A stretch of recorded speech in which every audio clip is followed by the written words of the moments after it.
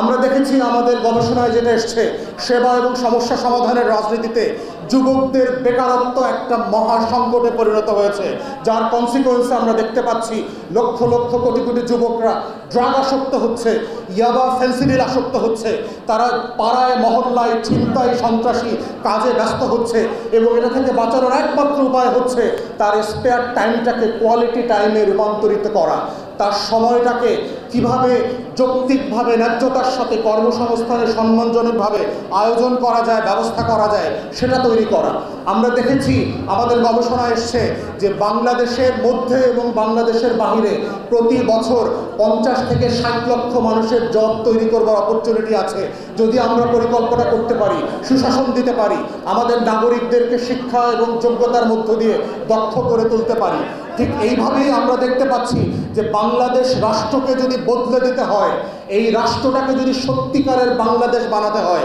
দায় এবং দরদের ভিত্তিতে নতুন প্রজন্মের রাজনীতি করে বাংলাদেশ 2 বানাতে হয়, এই সমস্যা সমাধানের রাজনীতি কেবল বাংলাদেশকে বদলে দিতে পারবে। এছাড়া অন্য কোনো প্রসেস সমস্যা সমাধানের রাজনীতিতে না আসলে, সেবা না দিতে পারলে বাংলাদেশের রাজনীতির বদল হবে না। এবং সেই জন্যই হচ্ছে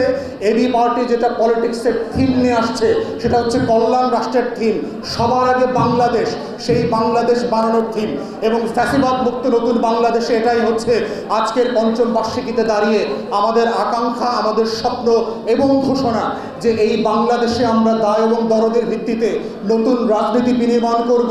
নতুন বাংলাদেশ 2 গড়ব, যেই বাংলাদেশ সাম্য, মানবিক মর্যাদা, সামাজিক সুবিচারের ভিত্তিতে পরিচালিত হবে, যেই বাংলাদেশে আমার শত শত বছরের আজাদির লড়াইয়ে শহীদ হওয়া, জীবন দেওয়া মানুষগুলোর রক্ত সফলিত হবে, যেই বাংলাদেশে নতুন করে কোনো বৈষম্যের জন্ম দেবে না, সেই বাংলাদেশের স্বপ্নই হচ্ছে এবি পার্টির 5ম প্রতিষ্ঠা বার্ষিকীর আকাঙ্ক্ষার স্বপ্ন।